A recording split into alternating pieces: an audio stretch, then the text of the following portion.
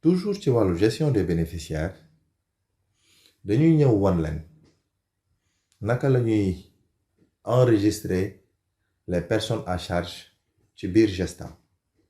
maanaam bu amee benn way bokk bu bëgg boot ay nit naka la ñuy defee enregistrement bi ci biir Gestam loolu tamit muy lu simple soo ko bëggee def da ngay cliquer ci bénéficiaire nga dem ci adhérent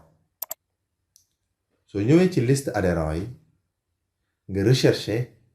adhérent bi nga xam ni dafa indi ay nit yu mu bëgg a boot yoo bëgg a enregistrer ci biir application bi soo waree adhérent bi ba gis ko da ngay cliquer ci voir les détails comme na ma ko waxee woon sànq onglet voir les détails moo lay permettre nga dugg ci dossier adhérent bi ba mën cee fayal ko adhésion fayal ko cotisation wala nga dolli ay personnes à charge yu mu bëgg boot donc boo duggee ci biir dossier bi am na benn onglet bu ñu bind ajout d'un bénéficiaire foofu ngay cliquer balaa nga ciy cliquer da ngay cocher ci kanamu adhérent bi nga bës maintenant ci onglet bi écran bi feeñ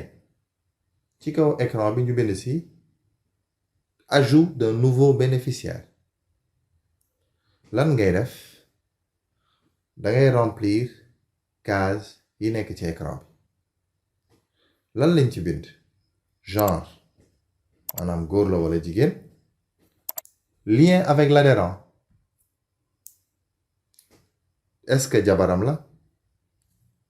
est-ce que doomam bu jigéen la est-ce que doomam bu góor la est-ce que rakam la est-ce que magam la soo ci paree nga def code bénéficiaire bi bind tur bi bind sant bi bind date de naissance bi bind lieu de naissance bi bind adresse bi bind téléphone bind pièces yi mu ëndaale carte d'identité passeport wala extrait de naissance bind numéro pièce bi jeexalee email bi su ko amee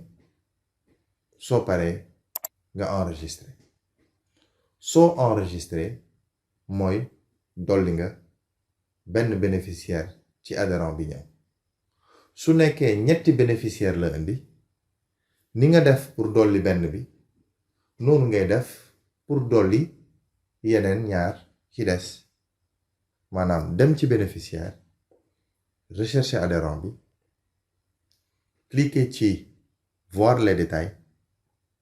dugg ci dossier adhérent bi après nga cliquer ci onglet ajout d'un bénéficiaire nga toppaat procédure bi remplir case yi pare bés enregistrer nga dugalaat deuxième personne bi noonu ngay def ba personne à charge yi mu indi yëpp mat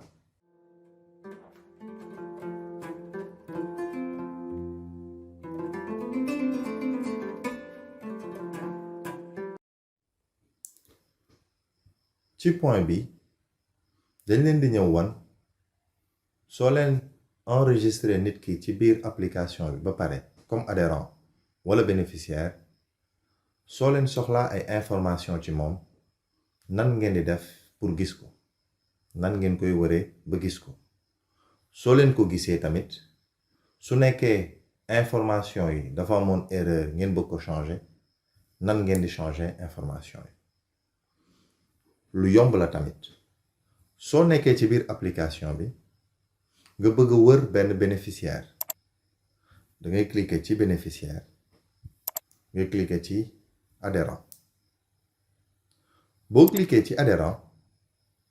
di nga gis écran bi affiché wu écran bi su affiché wu di nga gis ci kaw écran bi benn espace bu ñu bind INA code adhérent code bénéficiaire numéro pièce numéro téléphone prénom et nom liñ fi bind nii mooy soo bëggee rechercher nit ki mën nga ko rechercher soit nga taper code adhérent bi wala nga taper code bénéficiaire bi wala même nga taper numéro pièce bi mu ëndaale wala même nga taper numéro téléphone am wala nga taper turam wala nga taper santam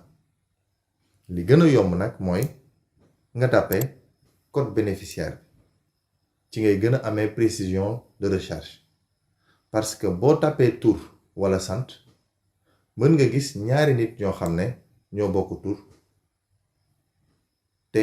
doo leen mën a distinguer li leen gën a mën a distinguer mooy code bénéficiaire bi boo tapee code bénéficiaire bi wala turu nit ki day ñëw su nit ki ñëwee maanaam su adhérent bi ñëwee nan ngay def pour modifier information wu adhérent bi soo jàppee ni dafa am erreur bu ci am li ngay def c'est très simple ci adhérent bi ci droite bi am na onglet bu ñu bind voir les détails foofu ngay cliquer mu dugal la ci biir dossier adhérent boo duggee ci biir dossier adhérent bi mun nga demaat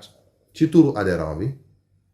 ci droitam am na fu ñu bind détail nga cliquer ci onglet boobu